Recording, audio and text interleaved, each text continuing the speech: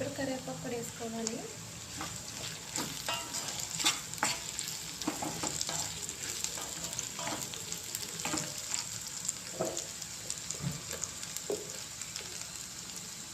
నేనైతే ఒక స్పూన్ కొబ్బరి పొడి కూడా వేసుకుంటున్నాను ఇందులోని, కొబ్బరి కారం.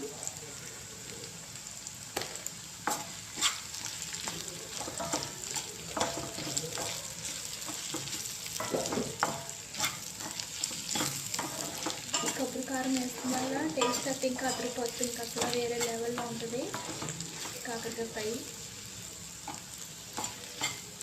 ఇంకా కారం ఏమైనా అవసరం ఉండదు. ఇంకా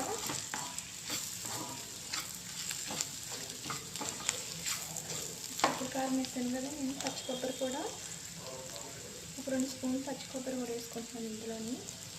ఇలా పొడి చేసి పెట్టుకున్నది పచ్చి కొబ్బరి వేసుకోవాలి, టేస్ట్ కూడా చాలా బాగుంటుంది. తిన్నప్పుడు పలకందది పడి చాలా చాలా బాగుంటుంది తిన్నప్పుడు.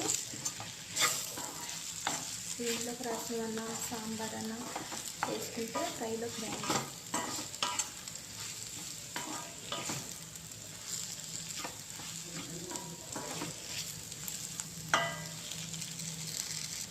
లాస్ట్ కాస్తంత పుదీనా వేసుకోవాలి, కాస్తంత కొత్తిమీర కూడా వేసుకోవాలి కరిగిపెట్టుకున్నది. ఈ 2 వేసుకోవడం వల్ల చాలా బాగుంటుంది టేస్ట్ అయితే. కొబ్బరి కారం పచ్చి కొబ్బరి ఇవన్నీ వేసుకుంటే చాలా బాగుంటుంది టేస్ట్ అయితే, ఇంకా అసలు వేరే లెవెల్లో ఉంటుంది. మీకు కూడా బాగా నచ్చుతుంది. ఫ్రై అయిపోయింది, స్టవ్ బంద్ చేసేస్తాను.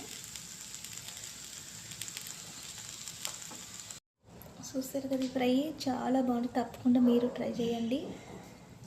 ఒక లైక్ కూడా వేసుకోండి, మీకు కూడా బాగా నచ్చుతుందని అనుకుంటున్నాను నేనైతే.